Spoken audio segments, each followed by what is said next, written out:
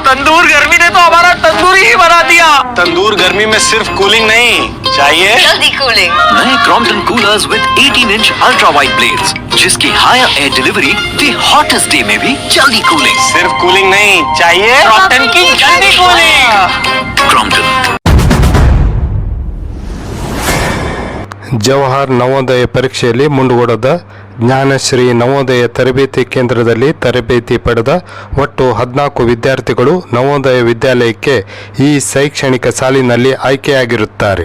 9ನೇ ತರಗತಿಯ ವಿದ್ಯಾರ್ಥಿನಿಯಾದ ಪ್ರತೀಕಾ ಹಸ್ಲರ್, 5ನೇ ತರಗತಿಯ Shrikrishna Shetty, Tanuja ಶಿವಶೆಟ್ಟರ್, Akshara Bhat, Jagruti M, Apoorva Lamani, Gagan Bovivaddar, Maulya Kittur, Poorvi Rajput, Poorvi M, Praful Kalagodi, Tanushree Olekar, Vaibhavi V, Vinuta L ಅವರು 2023-24ರಲ್ಲಿ ನಡೆದ ನವೋದಯ ವಿದ್ಯಾಲಯದ ಪ್ರವೇಶ ಪರೀಕ್ಷೆಯಲ್ಲಿ ಉತ್ತಮ ಅಂಕಗಳೊಂದಿಗೆ ತೇರ್ಗಡೆಯಾಗಿದ್ದಾರೆ.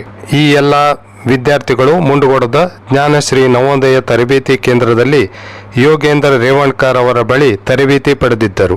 ವಿದ್ಯಾರ್ಥಿಗಳ ಈ ಸಾಧನೆಗೆ ಸಂಸ್ಥೆಯ ಸಿಬ್ಬಂದಿ ವರ್ಗದವರು ಹಾಗೂ ಪಾಲಕರು ಮೆಚ್ಚುಗೆ ವ್ಯಕ್ತಪಡಿಸಿದ್ದಾರೆ.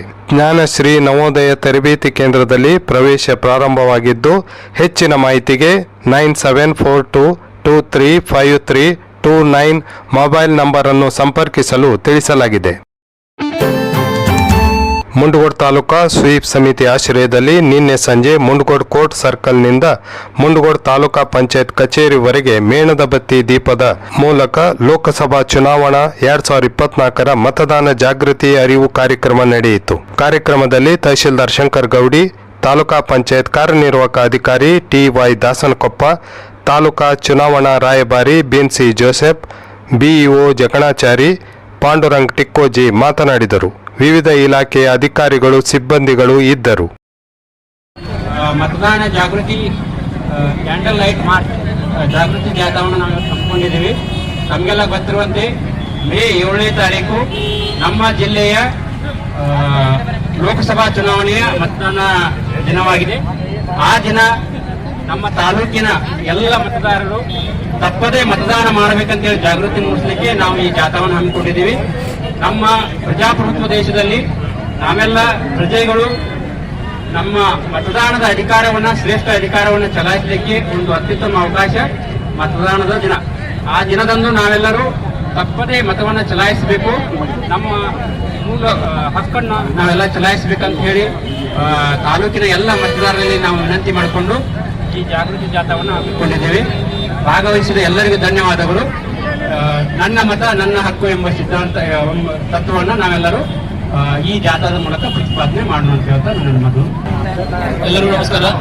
ಇವತ್ತಿನ ಈ ಒಂದು ಲೋಕಸಭಾ ಚುನಾವಣೆ 2024ರ ಅಂಗವಾಗಿ ಮತದಾನ ಜಾಗೃತಿ ಕುರಿತು ಮೇಣದ ಬತ್ತಿ ದೀಪದ ಮೆರವಣಿಗೆ ಕಾರ್ಯಕ್ರಮದಲ್ಲಿ ಭಾಗವಹಿಸಿರುವಂತ ನಮ್ಮ ಮುಂಡಗೋಡ್ ತಾಲೂಕಿನ ಮಾನ್ಯ ತಹಶೀಲ್ದಾರ್ ಅವರೇ ಹಾಗೂ ಈ ಕಾರ್ಯಕ್ರಮದಲ್ಲಿ ಭಾಗವಹಿಸುವಂತ ಮುಂಡಗೋಡ್ ತಾಲೂಕಿನ ಚುನಾವಣಾ ರಾಯಭಾರಿಗಳಾದಂಥ ಶ್ರೀಮತಿ ಬಿನ್ಸಿ ಜೋಸೆಫ್ ಮೇಡಮ್ ಅವರೇ ಹಾಗೂ ಈ ಒಂದು ಕಾರ್ಯಕ್ರಮವನ್ನು ನಾವು ನಮ್ಮ ಶಿಕ್ಷಣ ಇಲಾಖೆ, ಮಹಿಳಾ ಮತ್ತು ಮಕ್ಕಳ ಕಲ್ಯಾಣ ಇಲಾಖೆ ಹಾಗೂ ನಮ್ಮದು ಪದವಿ ಕಾಲೇಜು, ಆರೋಗ್ಯ ಇಲಾಖೆ, ಪಟ್ಟಣ ಪಂಚಾಯಿತಿ ಹಾಗೂ ನಮ್ಮ ವಿವಿಧ ಬೆಳಕು ಮುಂತಾದ ಸ್ವಯಂ ಸೇವಾ ತಂಡಗಳು ಎಲ್ಲರ ಸಹಯೋಗದೊಂದಿಗೆ ಇವತ್ತು ಈ ಒಂದು ಮತದಾನ ಜಾಗೃತಿ ಜಾಥಾ ಕಾರ್ಯಕ್ರಮವನ್ನು ಆಯೋಜಿಸಿದ್ದೇವೆ.